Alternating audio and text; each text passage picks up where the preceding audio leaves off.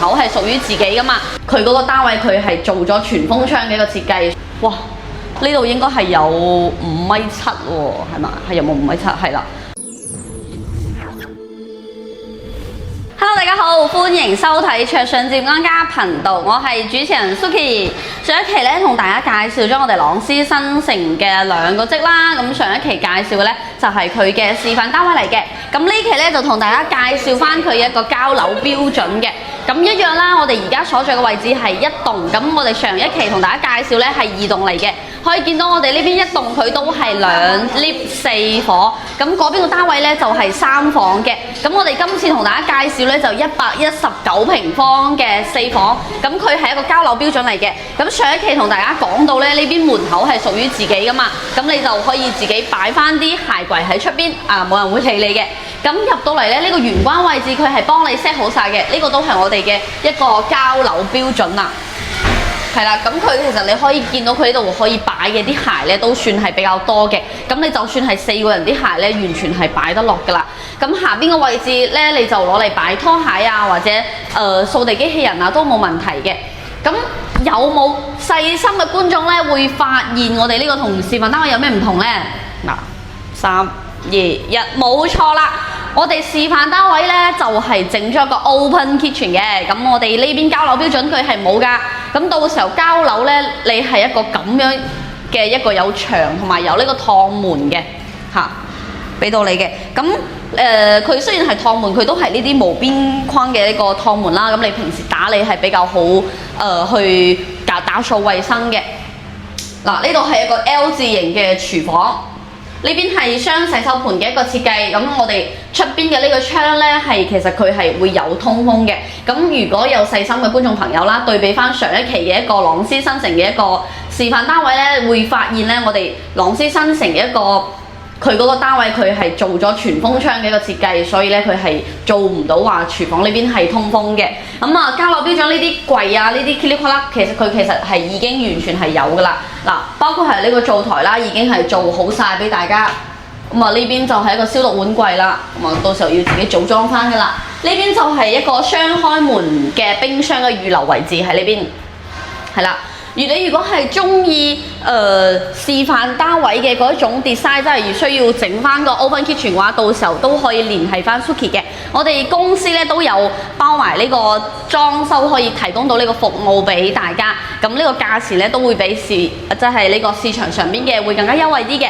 咁OK， 我哋睇翻呢個客廳同埋餐廳嘅位置先。哇！呢度應該係有5.7米喎，係嘛？係有冇5.7米？係啦。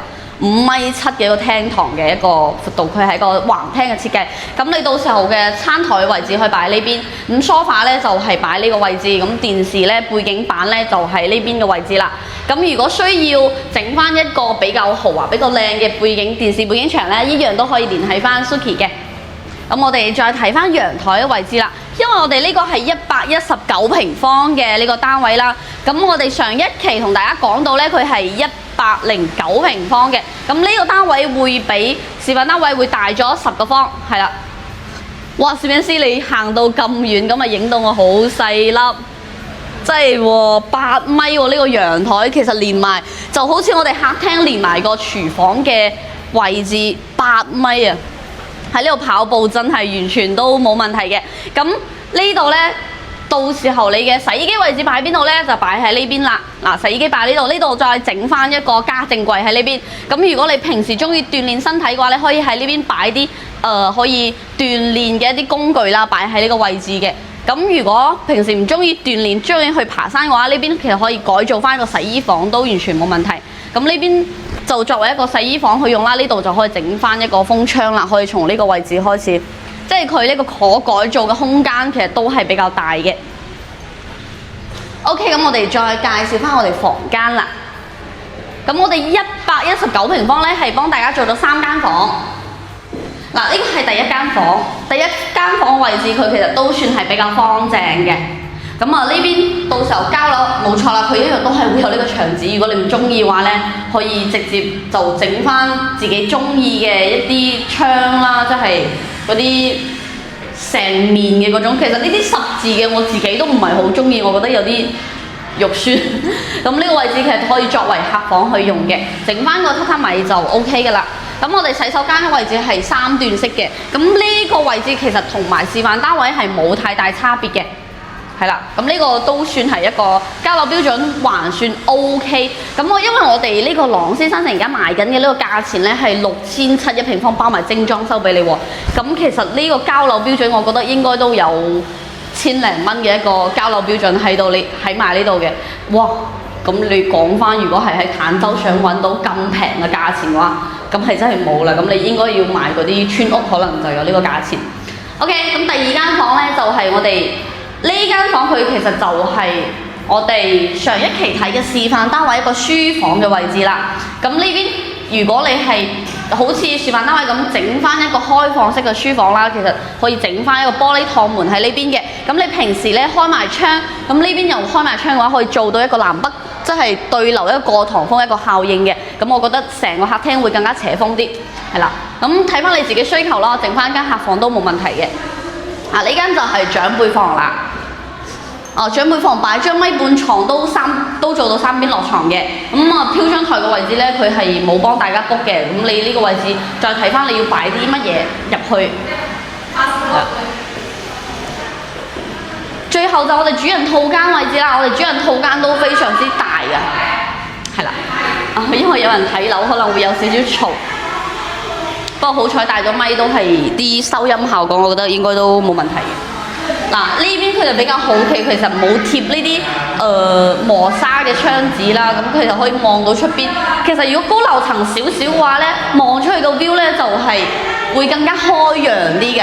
因為呢個位置咧，佢依家仲未完全建好，佢其實就係一塊爛地啦。其實講得唔好聽啲，咁佢其實係屬於我哋2期嘅一個園林嘅位置。咁到時候嗰邊都係會起樓嘅。咁如果你買高少少咧，望翻嘅呢個 view 係會比低樓層會好好多嘅。咁我哋示範單位呢邊佢係做一個步入式嘅衣帽間，你都可以參考翻呢個設計。咁入邊嘅呢個交樓標準，呢個 toilet嘅交樓標準，我覺得都算係中規中矩啦，唔算話特別差，但係咧又唔係話特別豪華。係啦，咁我哋哇出邊真係好多人啊，有啲怕醜添。咁我哋好似一間呢啲單位咧，依家首期10萬蚊、10零萬蚊咧就已經可以上車啦，月供都係講緊2000零蚊就可以搞掂噶啦。咁你喺香港飲餐茶食個海鮮嘅呢個打邊爐啊，差唔多都係要呢個價錢啊，可以喺坦洲呢個位置咧就供層樓試唔試過嚟呢邊度假啦，同埋過嚟呢邊嘆下嘅。咁講翻我哋呢個裝修軟裝嘅話，其實我哋公司都有負責翻我哋一個軟裝啦。如果你係需要呢個即係你收咗樓之後啦，你需要買家私家電啊呢啲，其實都可以聯繫翻 Suki。即使唔係揾 Suki 買樓啦，你都可以聯繫翻我哋會幫你出翻一個方案啦，俾你去選擇啦一個軟裝風格嘅。通常咧幾萬蚊就已經可以搞掂晒所有啦，而且咧我哋係會幫你 follow 翻呢個進度啦，包括係家具入場，包括係一啲裝翻啲空調啊，或者係其他噼里啪啦啲嘢，我哋都係會幫你一條龍服務搞掂嘅。呢個咧就幫你搞掂埋，然之後你過嚟呢邊玩咧就會比較節省時間啦，同埋會比較開心啲嘅。